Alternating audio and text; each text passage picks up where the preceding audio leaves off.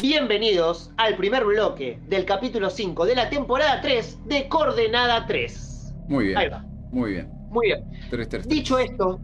Dicho esto, ahora sí arranca el viaje. Ahora sí vamos a ponernos un poco. Vamos a bajar un poco los decibeles porque empieza a caminar nuestro micro. Como siempre les decimos, para esta temporada estamos muy ligados con las noticias. Porque como ustedes, fieles consumidores de las historias paranormales, pasa un momento donde parece que ya te fuiste conociendo todo lo que fue pasando. Entonces dijimos, ¿qué está pasando además de las historias que ya conocemos? ¿Cuáles son las noticias que salen en el día a día que tengan que ver con lo paranormal? Y ver cómo eso nos lleva a conocer un poquitito más o qué puertas nos abre eso. Y aquí que revisando con mi colega Esteban esta semana nos encontramos con un video que está calificado en muchos medios locales, hablo de Argentina, está catalogado en muchos medios como video aterrador. Y uno de los titulares dice, 2 puntos, extraña criatura humanoide acecha Saladillo. Extraña criatura humanoide acecha Saladillo. Saladillo, un pueblito, una localidad acá en Buenos Aires, de pronto está viviendo como una epidemia de caos colectivo y de pánico porque efectivamente las personas dicen que cuando cae la tarde, si vos vas caminando cerca de la plaza, cerca del predio universitario, dicen más específicamente, de pronto podés llegar a escuchar un ruido ahí entre los arbustos y vos decís un perro, un gato, ¿qué está pasando? ¿Qué es eso? Y de pronto te sale entre los arbustos como si una persona estuviera caminando en 4 patas. ¿No? Porque van a poder ver el video, después búsquenlo, es un video que ahora se está volviendo viral en las últimas horas. Y si lo buscan el video, lo que van a ver es eso. Uno lo ve y dice, esto es una persona en 4 patas. Pero, aquí la salvedad de que uno puede jugar a ponerse en 4 patas un ratito, ir caminando así un rato, pero digamos que no es para nada cómodo y no es para cualquiera, ¿no? Digo, traten después de ver este video de tirarse al piso, ponerse así tipo 4 patas y tratar de caminar como el humanoide que ven en el video, y yo les aseguro que algún dolorcito de ciática les va a agarrar inmediatamente. Sí. No es nada fácil. Entonces uno primero ve el video y dice, che, ¿qué es esa persona entre sombras que camina en 4 patas medio raro? Pero al rato decís, che, pero gatea a gran velocidad, ¿no? Y de repente hace como unos movimientos que uno, debo admitir, uno ve el video y te da ganas medio de correr para el otro lado, porque en todo caso, no llegando a ser una presencia paranormal, de todos modos un poco que te friquea pensar que puede haber una persona que tenga ganas de hacer eso, ¿no? Claro, además hay que tener algo en cuenta, que una cosa es que te lo estemos contando nosotros a las 3 menos cuarto de la tarde, con el sol entrando por la ventana, en la comodidad de tu casa, de tu trabajo, de tu auto, donde sea, y vos decís, claro, una persona caminando ahí. El tema es, imagínate vos, noche oscura, cerrada, una luz en la otra esquina, y vos ves debajo de esa luz una sombra que aparece ahí, y es un tipo, una bestia, una criatura caminando de esa manera, o por lo menos no caminando de la forma normal, ahí yo te quiero ver. Entonces hay que pensar. Además, sí. Tal cual, además, no solo ponerse en clima, como dice Esteban, sino cuando vean el video van a ver que este ser humanoide cumple con ciertas características que tiñen a esto un poco más de un halo más escalofriante, porque tiene brazos largos, piernas largas, es delgado.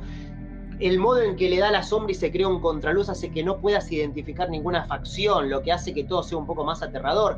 Y si queremos sumarle a esto un poquitito más de tragedia para Saladillo, es que no se trató solo de un avistaje que hicieron, justamente este avistaje que se ve en el video, sino que esta criatura empezó a aparecer sistemáticamente por todo el lugar. También imaginar eso, ¿no? Digo, imaginen que su barrio de comodidad, en el que uno dice, bueno, tengo algunas veces un buen vecino, otras veces tuve la suerte de no. Uno conoce dónde está el almacén, uno conoce dónde están los lugares habituales del barrio. Uno en su barrio, más allá de que sepa que capaz uno puede decir, che, mi barrio no es tan seguro. Otro dice, sí, yo vivo en un barrio seguro, pero digo, lo que sea, uno en su barrio tiene cierto sentido de pertenencia. Te sentís más o menos en casa en tu barrio. Así sepas que no es el barrio más seguro del mundo. Ahora imagínate que ese barrio se convierte en eso, ¿no? En un lugar que se vuelve el hogar de esta especie de criatura, de este ser humanoide en 4 patas que va apareciendo y acechando a la gente, asustándola. Que aparece de la nada, que así como aparece de repente se mueve con gran agilidad y pum, y se vuelve a tirar entre los arbustos y cuando van corriendo a buscarlo no está. porque no es que los vecinos solo huyen, digo, de repente en un momento se le presentó una persona que decidió seguirlo, que como primero se asustó y después dijo, pará, ¿qué haces? Y siguió, y cuando lo siguió no lo pudo volver a localizar. Se escuchan cuando se ve esta criatura a veces como algunos gritos, unos alaridos. Algunos dicen incluso que no se trataría de una sola criatura, de un solo ser humanoide, porque algunos han dicho que lo vieron, lo escuchan emitir un sonido, y cuando vos te asustás y te tratás de alejar, inmediatamente escuchás por tu espalda otro alarido, como si alguien le estuviera respondiendo al otro, como si te empezaran a rodear. ¿No? Estos seres que de vuelta, humanoides, como personas, pero en 4 patas, a las que nunca le puede ver los rasgos, empieza a volverse peligroso, empieza a ser quién es el loco del barrio que está haciendo esta jodita, a de repente convertirse en algo que empezó a alterar a los vecinos. Porque si de repente son 2 o 3 o 4, y si son muchos, ¿y quiénes son? ¿Y por qué? ¿Y qué hacen?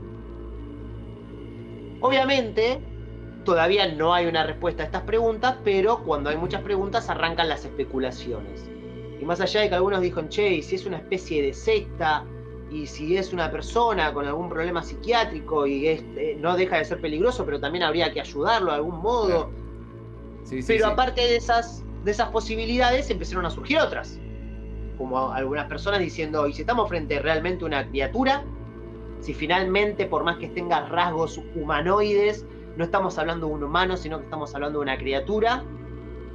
Así que acá es donde nosotros, especialistas en el tema, Esteban y yo, y ustedes del otro lado, sacamos nuestra agenda de investigadores paranormales e inmediatamente anotamos típico caso de un críptido. ¿Sí? Claro. Sabemos que cuando aparece una criatura, puede ser algún ser del folclore local, pero muchas veces también pasa que algunos pueblitos, algunas localidades, algunos lugares retirados cuentan con su propio ecosistema particular, donde de repente, cuando se empezó a contar esta historia, tuvieron las personas más viejas del pueblo de Saladillo que empezaron a decir, ¿sabés que en el año 33 ya pasó que una vez hubo como una... de repente aparecieron estos seres humanoides? En ese momento nada, decían que era gente como en 4 patas, pero pasó lo mismo. Fue en el año 30 y pico, y mi abuela me decía que unos años antes había pasado, como si hubiera algunos seres que eligen manifestarse cada X cantidad de tiempo. Entonces, como si tuvieran alguna especie de rutina que van haciendo. Cuando empieza a aparecer esto, cuando la criatura que se empieza a registrar, se empieza a ver que tiene un modo de comportamiento, ciertos hábitos, que fue apareciendo en el tiempo, se lo empieza básicamente a tratar como se trata a otros animales cuando se los estudia. Y cuando se estudian los animales, que se dice, bueno, mirá, un periodo migratorio, porque están haciendo esto, lo otro. Y cuando se están estudiando animales que no pertenecerían a la fauna que todos conocemos, ahí es donde entran en juego los críptidos. Claro. Sí, criaturas por las que todos ustedes también tienen un gran cariño, criaturas a las que les hemos dedicado también ya algunos cuantos relatos. Los críptidos son efectivamente estas criaturas como el pie grande, el monstruo del lago Ness, Nahuelito, el Wendigo, ahí están hablando de los el Wendigo, el Rake. Sí, es tremendo, porque además no es que se quedan solamente con el Bigfoot y nada más, el pie grande y listo, ya está. O sea, es como que a medida que van sucediendo cosas, van apareciendo otros y otros, o se van como mutando, o van diciendo, che, ¿cómo es posible que este sea parecido al de aquel continente y el de aquel? ¿Están hablando lo mismo? ¿Por qué hablan todo lo mismo? ¿Es la misma criatura? ¿No es lo mismo? Entonces está bueno. Yo hago un paréntesis, Mati, y te digo que sí, mientras claro, vos estabas hablando, ahí arranco de vuelta el mío. Tranca palanca. ¿Estamos? Para. Sí, estamos, ¿Estamos? Bueno, corroborado. ¿Sí? ¿Nos escuchan? Hola. Sí. Te estaba diciendo que mientras vos estabas hablando, compartí en el grupo de difusión, el que está acá abajo en la descripción, la nota del bicho de Saladillo, y van a poder ver la criatura en el video que está ahí. Así que nada. Sigamos entonces avanzando. Muy bien. Y además, linda datita. Pueden irse al grupo de difusión donde tiramos justamente alguna datita extra, les compartimos algunas fotos, nada. Seguimos ampliando la experiencia. Quédense si se vuelve a cortar. Ustedes nunca se desconecten porque entramos en un vórtice. Ya saben cómo funciona esto. Nosotros estamos tratando de boicotear los satélites de Elon Musk, así que estamos haciendo una triangulación y estamos transmitiendo con satélites rusos. Por eso las cosas bancan la resistencia. Entonces, estas criaturas que aparecen en Saladillo Entró para muchos en el término de alguna especie de críptido. Acá estaba leyendo también que dicen, sí, probablemente por la descripción parece un skinwalker. Son interesantísimos esas historias. En un momento, un programa se lo podemos dedicar a los Montes Apalaches y hablar de algunos críptidos que aparecen por ahí. Y justamente los skinwalker tienen gran presencia. Pero acá me llevó a la siguiente pregunta. Y a partir de aquí construí una columna que quería compartir con ustedes. Cuando vi ese video del monstruo de Saladillo, de la criatura humanoide de Saladillo, lo que me pregunté es, en el mundo de los críptidos, Sí.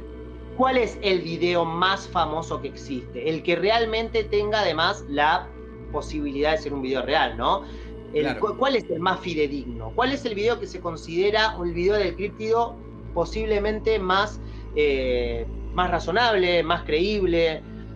Y empecé a buscar. ¿El Pitufo Enrique? El del Pitufo Enrique no es. Oh. No. El del Pitufo Enrique no es. Hay una foto muy famosa de Nessie, que Sí. muchos dicen que no se pudo jamás, no se pudo en ningún momento corroborar que sea falsa, así que de algún modo siempre quedó la gran duda. Hay algunos desmitificadores que dicen que en realidad es la trompa de un elefante saliendo del agua, entonces uno ve el lomo y la trompa del elefante y te da la sensación de que es un monstruo, pero que en realidad es otra cosa. Había un par de fotos, pero yo estaba convencido de que no quería buscar fotos, quería buscar videos. Yo digo, ¿hay un video de un críptido que sea famoso por ser un video que no hayan podido descalificar diciendo es falso? ¿Existe ese video? Me pregunté. Y empecé a buscar. Sí. Lamentablemente cada vez que encontré un video, inmediatamente encontraba la refutación de ese video y decían, bueno, el video de tal año, no, finalmente se comprobó que era trucho. Ah, maldición, seguí buscando. Y finalmente me enteré que el video, uno de los videos más polémicos sobre la filmación de un críptido, es uno que ya todos conocíamos. ¿Cuál? Es un clásico de clásicos. Y descubrí para mi sorpresa que realmente es un video que nadie pudo refutar al 100%. Probablemente el video te suene a vos, Esteban, y le suene también a las personas que están del otro lado. Se trata de un video donde unas personas están filmando un fragmento de bosque. Sí. Se ve el bosque, se ve un árbol caído y de repente entre el follaje sale como una persona cubierta de pelos, un pie grande, y va caminando como con paso hosco y medio así lento, y de repente se gira, mira hacia la cámara, vuelve a mirar adelante y sigue camino. Chan. ¿No conoces ese video? Sí, yo lo he visto. Es un video que es un clásico, los Simpsons incluso lo han parodiado, ha sido parodiado en un montón de lugares. Es un video que se convirtió en un hito de la evidencia, supuestamente un pie grande. Ahora, aquí que yo toda la vida estuve convencido que ese video ya había sido desmitificado. Yo pensé que en algún momento, por alguna razón dije, che, es una persona disfrazada, no pasa está nada. Todo bien, no pasa nada, es una persona disfrazada. El tema es que me enteré que ese video que fue filmado en 1967 tiene una historia hermosa, le vamos a dedicar también un capítulo exclusivamente a ese video, pero me enteré que ese video fue filmado en el 67 y que muchas personas lo analizaron, pero detalle por detalle, porque hubiera sido, creen, casi imposible para las personas que lo hicieron, tener un traje que sonara tan realista. Porque el video fue digitalizado, se amplió, se buscó por todos lados, y el traje, si es que fuera un traje, lo que está luciendo esa persona, si es que esa persona no fuera un Bigfoot, sino que una persona con un traje, estaría muy bien hecho, e incluso estaría mucho mejor que muchos trajes de simios que se usaban para las ficciones que se hacían en esos años. Claro. Entonces muchos dijeron, che, ¿cuál es la película donde se hizo un traje tipo de un simio así grandote? Era una película de la época. No, mirá, la única película es esta y la verdad que tuvo un montón de retoque de color y efectos visuales y todo para lograrlo. No, entonces esto no puede ser, porque esto está filmado al aire libre, no tiene retoque de color, no hay modo de pensar que eso puede ser un traje. El modo, no solo el video pasó por un montón de manos de gente dedicada a hacer efectos especiales que lo validó y dijo, che, esto no parece un efecto especial y sería muy difícil de hacer en esas condiciones, sino que también lo vieron un montón de zoólogos y dijeron que lo que es muy particular es cómo camina. Que si a una persona vos le pones un traje, o no le pones un traje necesariamente, pero lo haces caminar y lo haces moverse y que vaya, que es muy difícil que se mueva y se balancee como se balancea el ser que aparece en esa filmación. Que parece una tontería, pero hay algo en cómo mueve, cómo está arqueada su cintura, cómo tiene arqueadas las piernas y cómo se gira, no solo se gira moviendo la cabeza, sino que mueve toda su parte superior, que dicen que efectivamente así se movería un simio. que sería incluso muy difícil de replicar para nosotros los humanos porque tenemos otra dinámica de pararnos. Entonces, digo, incluso hubo muchas pruebas, incluso de la BBC, que quiso desmitificarlo y todo, donde se agarró un tipo, se lo intentó disfrazar, se intentó filmar el video y se intentó replicarlo y se trató de replicar algo más o menos con las mismas condiciones, y quedaba muy rápido a la vista que era trucho. Muy rápido a la vista quedaba que era trucho. Y en cambio este video nunca pudieron verificar efectivamente que sí lo fuera. Así que para todos ustedes, para el que no lo sabía, incluso como yo, ese video clásico que existe del Bigfoot es la evidencia que se considera hasta el día de la fecha crítica y esencial para validar la existencia de los críptidos. Tremendo. Che, Mati. Tremendo. Tengo una pregunta que no tiene mucho que ver. Creo que se trabó el chat, pero bueno, ahora lo vamos a acomodar. Sí. ¿Hay gente que está silbando en tu casa? No. Yo te juro que estaba escuchando un silbido y apagué mi micrófono por las dudas de cosas. Pero se recontra escuchaba, Y vos pará, igual lo seguiste escuchando cuando apagaste el micrófono. Sí, apagué el micrófono porque yo escucho por el micrófono. Entonces capaz yo estoy encerrado en mis oídos y pasa alguien silbando y no está acá, pero lo escucho. Apagué y seguí. Así que si escuchan a alguien que estaba silbando, no sé. Acabamos de empezar a repartir críptidos para todos lados. Guarda con el silbón, ojo con el silbón.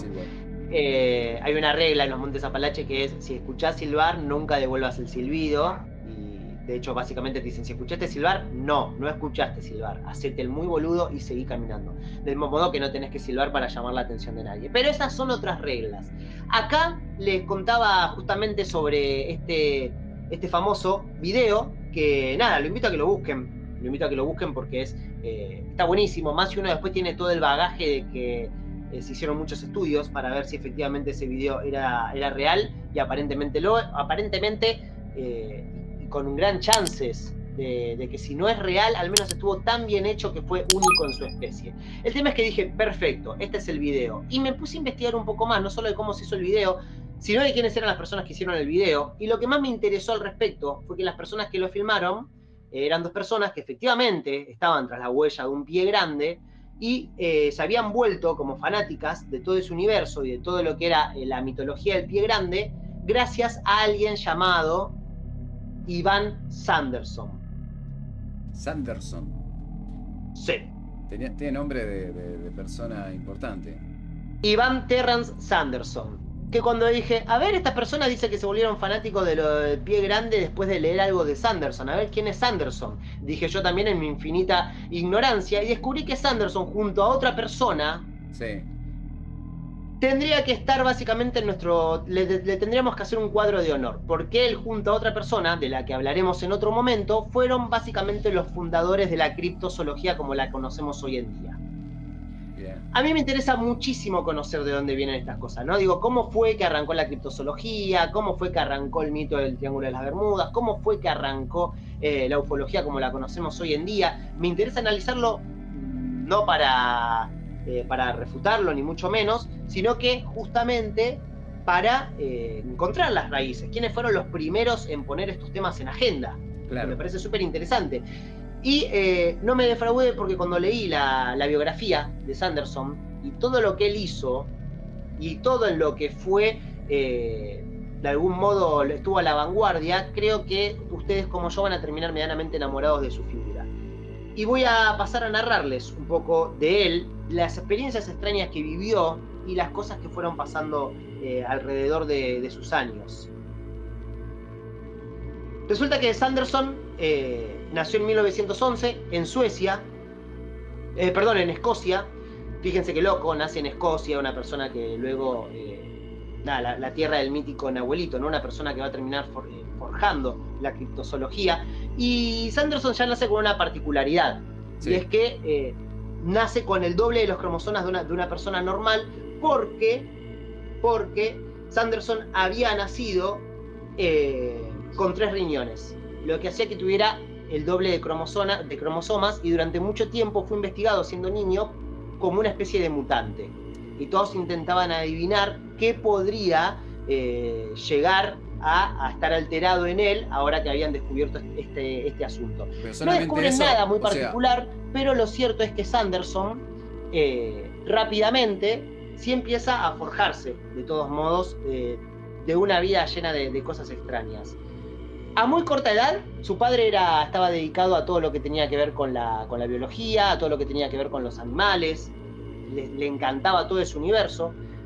Y a muy corta edad, él estuvo ligadísimo a la posibilidad de lo que no le pasa a casi ningún niño, que es de ver de primera mano un rinoceronte, ver de primera mano un elefante, ver de primera mano a animales que uno con suerte a veces puede ver en un zoológico. Por suerte ahora los zoológicos ya no existen como tales, pero que uno no era habitual que uno los pudiera ver. Pues él sí. Él de repente ya de muy chico tiene contacto con los animales y empieza a forjar un amor rotundo por todo ese universo. O sea que hacía mucho pis. Hacía mucho pis, calculo. Porque tardó un montón en caer, claro, porque tenía 3 riñones. O no, capaz que tenía mucha resistencia y no hacía, al contrario, capaz que nunca hacía pis. Listo. Perdón, además quería ver si me escuchabas porque no me estabas escuchando. Así que listo, perdón. No, claro. Yo en un momento sentí un vacío acá y fingí demencia y seguí para adelante. Muy bien, pero ahora yo te veo y te escucho. Bueno, él tenía 3 riñones, como habíamos dicho.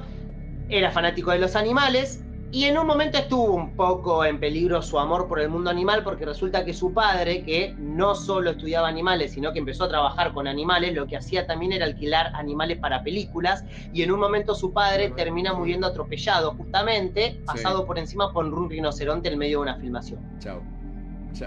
Entonces ahí Sanderson como que dijo, bueno, los animales me gustan, entiendo que son peligrosos, pero nada, queda huérfano de padre a muy corta edad. María pero Cecilia su madre ahora disfruta de los beneficios de Coordenada 3. Algo así como, no importa, no la pases mal, le dice al hijo, vamos a... era una familia muy bien parada, le dice, vamos, con la fortuna que dejó papá, vamos a salir a recorrer el mundo. Así que los Anderson, ahora sin los padres, se van a recorrer el mundo. Recorrer el mundo un poco que sigue vinculando a Iván con toda lo que es la naturaleza, ¿no? Tiene rápido acceso de vuelta a ir a diferentes partes del mundo y enterarse de animales que otras personas no tienen la chance de conocer. Así que él decide, cuando tiene la edad suficiente, que va a estudiar algo referido a la zoología. Así que a muy corta edad, su vida vinculadísima con eso, y él ya decide su destino a esa cortísima edad. Perdón, hay una carrera. Él estudia zoología. Zoología, no cripto, había entendido que. No, digo. No. Él estudia zoología. Hasta ese momento él es un amante de la naturaleza. Bien.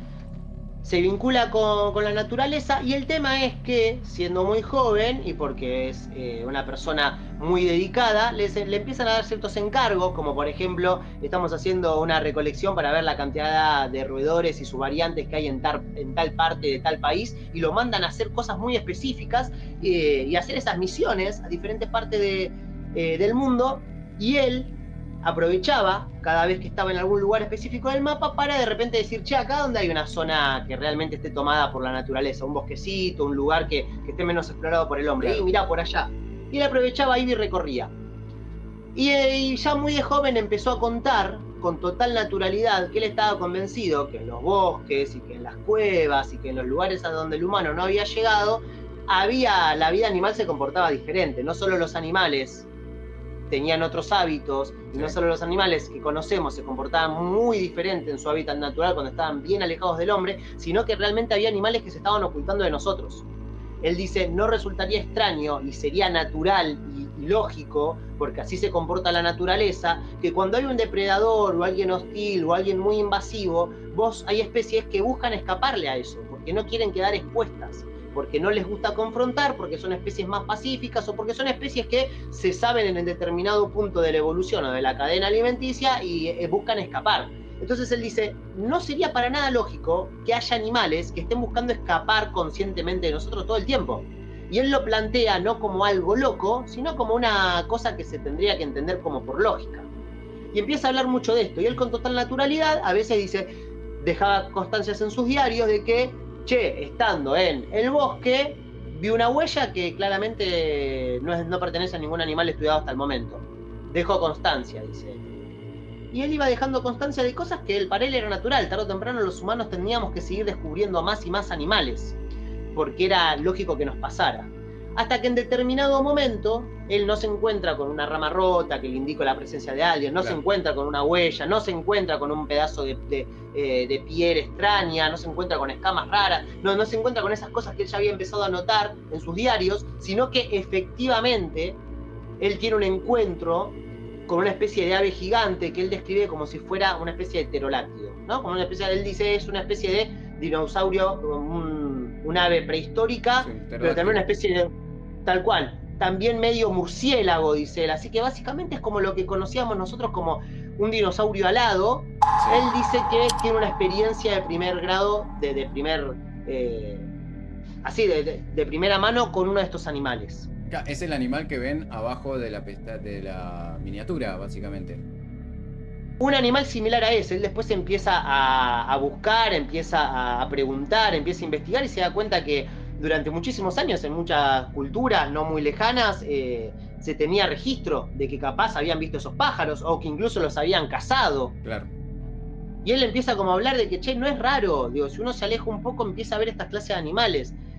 Él se cruza con esto, empieza a tener sus primeras experiencias con esos animales y a la vez empieza a publicar sus primeros libros, pero sus libros dedicados a la zoología que estudiaba los animales convencionales, por lo que él empieza a ser muy bien tratado por un círculo de intelectuales que realmente lo toma muy en cuenta todo lo que él dice. Él dicen, che, este tipo sabe mucho, está buenísimo, la verdad que tiene información de primera mano porque viajó por todos lados y estaba en muy alta estima, hasta que Sanderson en sus diarios y en sus próximos libros empieza a hacer cada vez más énfasis en esto de las criaturas extrañas. Bien. Ahí es donde empiezan como a mirar lo raro. Por ese entonces, él también empieza a trabajar como espía para el gobierno británico. Porque estábamos en época de guerra, él empieza a trabajar para espía, conoce ahí al que va a ser el autor de los libros de James Bond, digo, se genera ahí un par de amistades. Él trabajando como espía y espiando a los nazis, porque lo mandan también a algunas partes donde tienen que él inmiscuirse en medio de la selva para espiar a las bases secretas de los enemigos. De vuelta, sigue registrando movimiento poco usual y sigue tomando nota de animales o de huellas que ve, que él dice, che, esto es rarísimo. Y después de todo ese periodo, él sale convencido de dos cosas. Primero, que sabe que como fue espía, él ahí le empiezan a hacer una paranoia que lo va a acompañar toda la vida, porque él dice, che, yo trabajé de espía, a los espías tarde o temprano la gente los empieza a seguir, a los espías tarde o temprano cuando los documentos se desclasifican, quedás recontra expuesto, así que a partir de ahí él se vuelve un tipo muy paranoico, y después vamos a ver que esa paranoia estaba bastante fundamentada por otras cosas. El tema es que a la vez que se vuelve un tipo muy paranoico, también sale convencidísimo de la experiencia de que hay seres en el planeta, animales, que nosotros no conocemos. Y empieza a hablar de la posibilidad de dinosaurios que podrían estar en los bosques. Especies de dinosaurios perdidas en el bosque. Porque dice que él en sus misiones vio abundante evidencia. Obviamente acá los científicos le sueltan la mano, dicen no puede ser, es imposible, son especulaciones, no le den bola. A partir de ese momento, cuando él empieza a insistir en eso, se empieza a abrir lo que nosotros conocemos como criptozoología, porque él se va a asociar a otra persona que está escribiendo más o menos de lo mismo en otra parte del mapa, y los dos empiezan a ser los padres de la criptozoología y empiezan a investigar este tipo de cosas. Por ejemplo, dicen, che, si ustedes piensan que no hay nada raro en los bosques, ¿cómo puede ser que en todos los bosques de todo el mundo, como dijo Esteban hace un rato, pasen las mismas cosas? Claro. En todos los bosques todos asumimos que hay pájaros, en todos los bosques todos asumimos que hay ciertos depredadores. ¿Por qué en todos los bosques encontramos huellas grandotas y no podemos asumir que hay una especie a la que le vamos a llamar pie grande, que es una especie de eslabón perdido entre los humanos y los monos? Y empezó como a empezar a juntar evidencia sobre eso. De hecho, él después se volvió uno de los que investigó la cinta esta que vimos de pie grande y juntó muchísima evidencia y empezó a escribir un montón de libros al respecto. Pero no solo eso, mientras más se involucraba con el mundo de lo desconocido, a Sanderson le empezaron a llamar en los programas de radio, de televisión, para que contara todo esto, porque la gente se veía muy interesada, y Sanderson se volvió durante un tiempo como una persona a la que todos los que habían vivido algún evento paranormal querían compartirle su experiencia. Como Nervus, ponele. Claro. Era como Nervus de ese momento y todos le querían compartir, porque dicen, che, este tipo está investigando a seres extraños, quiero contarle lo que me pasó. y durante un tiempo se obsesionó también con los platos voladores, de los cuales sacó una teoría también maravillosa. Escribió todo un libro donde él dice que los platos voladores, como también se plantea en una película que salió no hace mucho, no serían máquinas, Sí. no serían artefactos, sino que serían animales. Serían unas especies de animales, claro, que pueden ser confundidos algunas veces por cómo sale la foto. Uno dice, mirá, es un objeto brillante en el cielo. Él dice, sí, como si fuera una ballena que vos ves ahí, pero son animales. Él incluso basa toda su investigación en un montón de informes y evidencias de personas que vieron a los objetos voladores saliendo del agua. Y él dice, se trata de unos animales, una especie que vive bajo el agua y que sale y tiene ciertas luminiscencias, como los animales que viven bajo el agua, y van y aparecen y se los puede ver en el cielo. Serían ovnis, porque son animales voladores no identificados.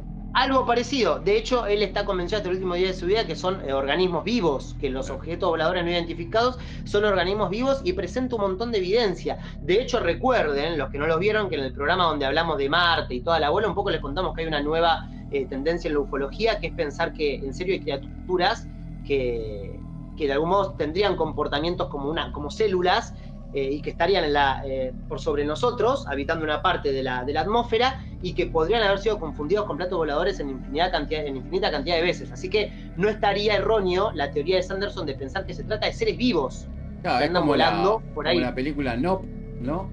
Exactamente. Sin spoiler mucho, que era como una entidad lo que aparecía volando y toda esa secuencia. Exactamente, él incluso los llama residentes invisibles, y para él son organismos vivos que están bajo el agua y que efectivamente buscan escaparse de nosotros por una cuestión lógica. Entonces, por eso son reacios a que uno lo vea, etcétera, etcétera, etcétera. Él también fue el primero en investigar un caso que Esteban ya trajo a Coordenada 3 en otras temporadas, que fue el de el monstruo de Flatwood, que fue uno de los casos más extraños, porque es una especie de plato volador que dicen que de repente aterrizó o cayó en un bosque y que apareció una criatura medio como metálica, robótica, extraña, que tenía como una bruma verde alrededor. Una historia también asombrosa, loquísima, hoy en día también muy vigente, que la pueden ir a buscar a la temporada anterior, porque Esteban, como digo, ya la contó, pero el que volvió también famosa esa historia, porque fue el que investigó esa historia de vuelta, fue Sanderson. Mirá vos. O sea, fíjense cómo Sanderson... Pie grande y los Sanderson viene de ahí. Capaz nomás que Pie Grande y los Anderson tengan que ver con que... Y los Henderson tengan que ver con eso. Perdón. Pero uno empieza a rastrear la biografía de Sanderson y empieza a darse cuenta que muchas de las cosas que conocemos del universo de la criptozoología, de la ufología y etcétera, estuvieron en primera instancia investigados por él. De hecho, antes que se escribiera el primer libro que haría famoso el Triángulo de las Bermudas, 3 años antes de que se escribiera el libro que escribió Charles Berlitz sobre el Triángulo de las Bermudas, 3 años antes, él iba a sacar todo un informe donde hablaba del Triángulo de las Bermudas, pero él no hablaba del Triángulo de las Bermudas solo. Él sacó un libro que se llamaba Los 12 vórtices malditos de la Tierra, y decía que había 12 vórtices, 12 espacios donde el planeta Tierra parecía que estaba como arrugado, según él, y había como una anomalía espaciotemporal. Él dijo, así como las placas tectónicas a veces cuando se chocan crean fallas o pueden llegar a alterar el paisaje, él dice también se curva el tiempo-espacio, choca en determinado momento, se curva, se arruga y produce anomalías, que hace que desaparezcan barcos. Él, más allá de las desapariciones, lo que investigaba era cómo en la ruta de los barcos o de los aviones, de repente salir del punto A a punto B para un avión a veces tardaba 1 hora, y a veces el mismo avión, los pilotos tenían una experiencia rara donde decían, tardé 50 minutos. Claro. Y no hay lógica de tardar 10 minutos más en una ruta que ya está establecida. 10 minutos más o 10 minutos menos. Claro, no es un viaje en el tiempo, sino que es una alteración temporal. Tal cual, y él dice, ¿cómo no estamos estudiando esas cosas? ¿Por qué decimos, 15 minutos de diferencia? No es raro. Él dice, claro que es raro, porque si un avión va todos los aviones tienen una velocidad constante y solo recorren toda la misma línea, y no es que hay tráfico en el medio, dice, para recorrer de acá a acá tendría que pasar lo mismo. Y muchos de sus estudios, esos fueron los estudios precursores sobre este tipo de cosas. Después Berlitz, que estudió el Triángulo de las Bermudas, se puso un poco más escandaloso y buscó todo lo que tiene que ver necesariamente con desapariciones, pero las anomalías en esos puntos no solo son desapariciones, sino que esto, ¿no? La alteración del tiempo y espacio, no solo lo espectacular de aviones y barcos desapareciendo, sino otras cosas. Y él había llegado también en estudios sesudísimos y recontra fundamentados a que había, fundamentados en testimonio, ¿no? A que había 12 vórtices malditos en la Tierra. Así que también fue el primero en hablar de todo ese tipo de cosas. El tema es que en determinado momento, sí. Me voy a adelantar quizás 12 por algo en especial, por los meses, él dijo por que había... los zodíacos, por no. 12.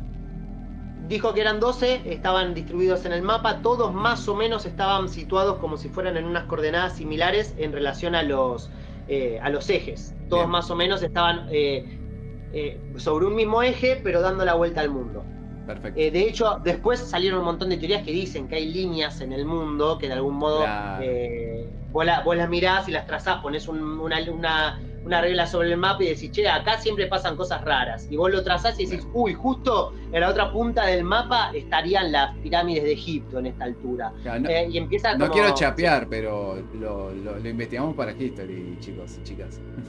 Chicos y chicas, lo investigamos para History y hay una teoría que habla de esto, ¿no? De cómo están conectadas esas cosas. Él fue también uno de los pioneros en poner en órbita al planeta y decir, che, bueno, también el planeta es lógico que si tiene ciertas anomalías las podamos encontrar y rastrear como se rastrean otras cosas. Entonces, bueno, fue uno pionero en todas esas cosas. Tanto que en un momento tuvo su propia organización para el estudio de cosas paranormales, que se llamó CITU. Por sus siglas en inglés, terminaba llamándose CITU, pero era una organización para el estudio paranormal de eventos, etc. Su organización, cuando él abre su organización, empieza a tener cada vez más y más archivos al respecto, y su paranoia para ese entonces empieza a ser cada vez más alta, porque recuerden que él era un tipo muy paranoico diciendo, che, yo trabajé en la Guerra Mundial como espía y sé que me están persiguiendo, y con el tiempo, después de investigar tantas cosas sobre objetos voladores no identificados, tanto anunciar la posibilidad de la existencia de un pie grande, habiéndose puesto a los científicos que antes lo admiraban mucho, poniéndose ellos en contra y todo, empezó a sentirse como un tipo muy perseguido. Y cuando abre su propio lugar de investigación, donde tenían todos estos archivos, él empieza a decir ya que sentía que había autos que lo seguían, que sentía que cuando hablaba por teléfono con las personas se escuchaba a alguien del otro lado que no era necesariamente su interlocutor, como si su teléfono estuviera pinchado, como quien dice. Y el tema es que cuando él está haciendo estas denuncias, y parece que su próximo paso va a ser denunciar que efectivamente alguien, no sabe quién él, está medio peligrosamente tras sus pasos, él enferma y muere de un cáncer de oído muy extraño. No se logra, como pasa muchas veces en estos casos, hacer una autopsia final que dejen clara la situación. Por unas cosas de vericuetos legales, él termina muy rápido siendo cremado y chau, nos vimos. Y algo muy parecido le pasa a su mujer, que extrañamente muere del mismo cáncer. Cuando él se enferma y descubre que él tiene cáncer, él llega a decir que hasta sospecha que el cáncer que él tiene, y que él antes de morir ya sabe que su mujer se enfermó de lo mismo, que el cáncer que ellos tienen hasta pudo haber sido provocado. Él ya, para cuando muere, a principios de los 70, ya estaban en boga muchas teorías que hablaban de los gobiernos del mundo tratando de generar enfermedades, haciendo lavados de cerebro y etcétera, y él llega a la conclusión de que muy probablemente el modo más limpio de sacar a alguien del medio cuando te resulte incómodo es provocarle una enfermedad. Y él estaba convencido que el cáncer que él le agarra y lo que pasa después con su señora tuvo que ver con el haberse metido donde no se tendría que haber metido. Claro. Un poco para corroborar todo esto es que de los miles y miles y miles de archivos que había en CITU, que era la organización que él tenía, los almacenes de CITU quedó registrado que fueron vaciados. En determinado momento, como ni él ni su esposa ya estaban vivos y se había perdido registro legal sobre el lugar, alguien dice que antes de que llegaran las personas que reclamaron el depósito como propio y antes de subastar ese depósito, llegaron camionetas al lugar, abrieron las puertas, cargaron todos los archivos de Sanderson, tácate, y se lo llevaron. Y al día de la fecha hay toda una organización que viene un poco a seguir el legado de Situ, que lo que hace es luchar por la idea de tratar de recuperar esos archivos. Bueno. Pensar de qué pasó. Esos archivos existen todavía, los tiene alguien, los confiscó el gobierno, se los llevó a algún coleccionista privado, porque dicen que en el último tiempo también Sanderson, sabiendo que lo querían hacer quizás desaparecer, había pasado quizás algunos de sus contraseñas, el acceso a sus lugares, a sus depósitos, a algunos colegas. Entonces algunos dicen, capaz que no se lo llevó nadie indeseado, sino que se lo llevó un propio colega de Sanderson, quizás, por propio pedido de Sanderson. Quizás de algún modo esos documentos todavía estén en algún lado. Pero ¿por qué no volvimos a saber de ellos? Se preguntan muchísimos. Sí, es que si nosotros nos llegamos a cruzar con una carpetita de eso, con dibujo, con foto, con lo que sea, y está ahí, bueno, ya está, lo agarro y me lo llevo. O sea, posiblemente hagan eso. No sé qué opina la gente, pero si llegan a cruzar con una carpeta top secret de criaturas o situaciones o investigaciones sobre algo similar, chao. Imagínense, se cruzan con los guiones con las transcripciones de Nervus. Chao. La robamos toda Nervus. El tema es que, bueno, pasó eso, hoy en día se está buscando eso. Sanderson también tuvo como una postura muy importante en algo, y con esto voy cerrando, que fue en luchar mucho contra los medios, sí. Porque él estaba convencido, por ejemplo, que había un diario del 1890 y pico que había publicado la foto de un pájaro gigante, como el que él había visto en esos momentos cuando tuvo su primer encuentro. Él estaba convencido que la foto había salido en diarios, y él incluso, rastreando testimonios de personas, sabía que había personas que lo habían visto eso, que las fotos habían salido en el diario y todo, pero que luego, cuando uno quería acceder a los diarios, esos diarios ya no estaban. Él dijo que hasta determinado momento de la historia, incluso los medios de comunicación habían llegado casi a avalar la idea de los seres críptidos. Había mucha evidencia real, pero él denunciaba que en determinado momento, y no sabe por qué, todos habían tomado la postura, como si hubiera una bajada de línea, de que no se iba a hablar más de esto, y de que todas las publicaciones donde en algún momento habían dado indicios de que podían ser reales los críptidos, la iban a hacer desaparecer. Chao, sí, obvio. Él nunca supo por qué. Él dijo, ¿por qué si Pie Grande existe lo querrían ocultar? Él también se lo preguntaba esto, porque es una pregunta súper válida que yo también le hago a ustedes del otro lado. Suponiendo que Pie Grande exista, sí, y suponiendo que Sanderson tenga razón, y el gobierno de algún modo, o la gente de poder, está medio en contra de que lo conozcamos, ¿por qué puede ser? Él en algún momento hasta llegó a hablar de que probablemente quizás haya algún tráfico ilegal con algunos críptidos, así como se comercializa el marfil de los elefantes. Él dice, capaz hay criaturas que son traficables, claro, y terminan siendo traficadas. Quizás hay un mercado negro de criaturas que no conocemos. Quizás las sirenas sí existen, pero es mejor mantenerlas en el mundo de lo desconocido para el ser humano común, porque las criaturas sirven para otra cosa.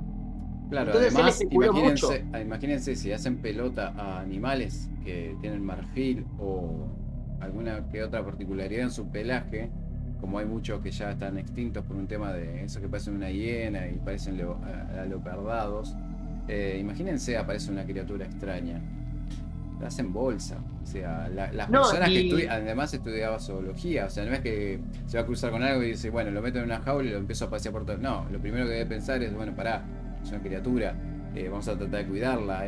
¿Cómo hacemos? Che, ¿la presentamos al mundo? No, no la presentamos. Che, ¿la llevamos para allá? No, pará, debe haber todo un tema metodológico de su carrera que lo hacía pensar diferente. Quizás conoció cosas o encontró cosas que no las mostró por un tema de... No, primero están los animales, después la ciencia o... No, tal cual. Y además, de vuelta basándose en un pensamiento medio por lógica, que es lo que llegaba a decir muchas veces, es esto de... tengan en cuenta que, por ejemplo, hay una caza indiscriminada de ballenas, porque se usa el aceite de la ballena, porque se usa la grasa de la ballena, porque se usa un montón de cosas de la ballena, y la caza indiscriminada de ballenas no se hace a la vista pública de todos. cuando alguien encuentra un animal para explotarlo, se genera un mercado negro. Entonces él dice, los animales están expuestos a que hay animales a los que nosotros no sabemos, que nos están explotando, y no animales desconocidísimos, claro. Así como se arman cotos de caza para que vayan los millonarios a tirarle tiros a elefantes o a lo que sea, así como se arman cotos de caza privado. Él dice, lo mismo puede llegar a pasar con otros animales. No sería extraño para nada que el ser humano quiera conquistar ciertas especies, no darlas a conocer al ojo público habitual. Así que en su modo de defender la criptozoología, más allá de entenderla como algo de que hay criaturas que no conocemos, que bueno que las podamos conocer, también tuvo un pensamiento que fue revolucionario para ese momento, que fue el pensamiento base de la criptozoología, que está enmarcado en todo esto. Así que por eso yo hoy quería hablarle de esta persona, a la que a partir de ahora le invito a que la tengamos en nuestro cuadro de honor, ¿no? Ivan Terrence Sanderson, que fue el cofundador de la criptozoología tal como la conocemos. Su historia es mucho más amplia, busquen, averigüen,